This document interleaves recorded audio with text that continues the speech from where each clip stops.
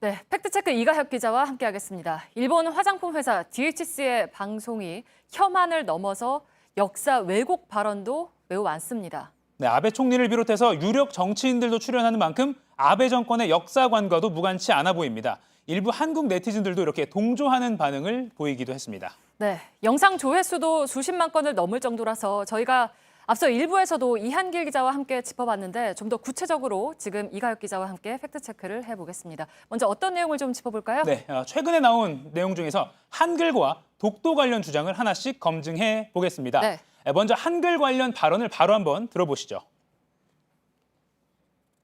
当時朝鮮人はですね文字ですることができなかった最初の教科書は東京の印刷でそれを広めたんです日本人がハングルを統一してこの文字はこれにしましょうこれはこれにしましょう日本人がハングルを統一して今のハングルできたんです 네, 이런 주장 사실이 아닙니다. 예전부터 일본 우익 진영에서 나오는 주장입니다. 1999년 니시오 간지 교수가 쓴 책에 일본 총독부 시대에 비로소 한글을 보급하고 소학교 교육에 도입했다. 이런 대목이 나옵니다. 그런데 이 사람, 일본 우익 사관을 도입하자 이렇게 주장하는 새 역사 교과서를 만드는 모임 회장을 지냈습니다.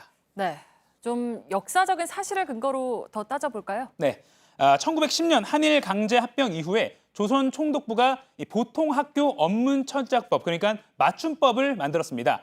이걸 근거로 지금 일본에서 지금 한국에서 쓰이는 한글을 우리가 만들어줬다 이런 일부 주장이 나오는 겁니다. 그런데 이건 앞뒤 맥락을 자른 궤변입니다. 네. 한문보다 한글을 우선시한 것은 일제강점기 이전입니다. 1894년 갑오개혁 때 고종은 모든 법률 칙령은 모두 국문, 그러니까 한글을 기본으로 하라 이렇게 명했습니다.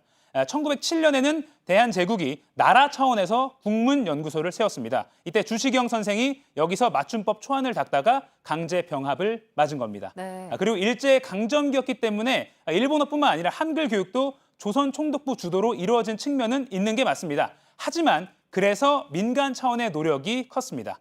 1927년 당시 신문을 보면 교과서가 아닌 주시경이 저술한 책에 의지하여 문법을 가르친다 이런 증언도 나옵니다. 네, 그 이후에 1933년 한글 맞춤법 통일안도 조선어학회가 연구해온 결과물입니다. 일제강점기 전에는 대한제국이 그리고 강점기 때는 우리 민간 차원에서 한글 연구 그리고 교육이 주도적으로 이루어졌습니다. 네, 그러면 두 번째로 검증할 내용은 바로 어제 나온 독도와 관련한 주장이죠? 네, 한번 바로 먼저 들어보시겠습니다. 네. 51年から韓国は竹島を勝手に自分のものにすると、じゃあ竹島を取り返しに行くために韓国と争ったかというと全然争ってないですよね。口で言うだけですよね。 네, 들으신 내용도 역시 사실이 아닙니다. 이 방금 발언에서 1951년이 언급된 이유는 바로 이런 이유입니다. 당시 패전국 일본이 연합국과 샌프란시스코 조약을 맺을 무렵입니다. 미국 국무부 차관보가 미국에 있던 우리 한국 대사관에 독도가 조선 영토였던 적이 없다 이런 서한을 보냅니다. 네. 일본이 지금까지 독도 영유권을 주장하는 핵심 근거이기도 합니다. 그런데 이 서한은 정확한 게 아닙니다. 오래전부터 독도가 우리 땅으로 표시된 세종실록 지리지나 동국 여지 흥남 이런 역사적 사실을 미국이 전혀 모른 채 썼다는 평가가 나옵니다. 네. 그리고 효력도 없습니다.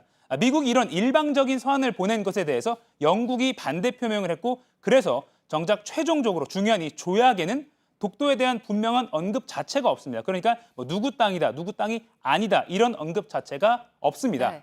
그렇다면 그 이전 최신 자료에 적힌 게 기준입니다. 바로 이겁니다. 1946년 연합국 최고사령관 지령에 보면 일본 영토를 구분하는 내용이 있습니다. 이때 독도는 일본 영토에서 분명하게 이렇게 네. 제외됐습니다. 방송에 나온 발언은 국제법적으로도 근거가 없는 주장입니다. 네, 그러니까 그 발언을 했던 아까 그 자민당 의원, 네.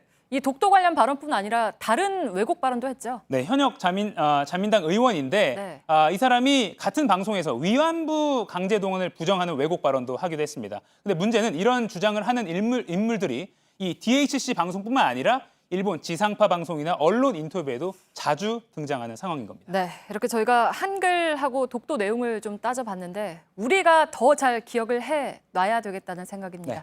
팩트체크 이가혁 기자입니다.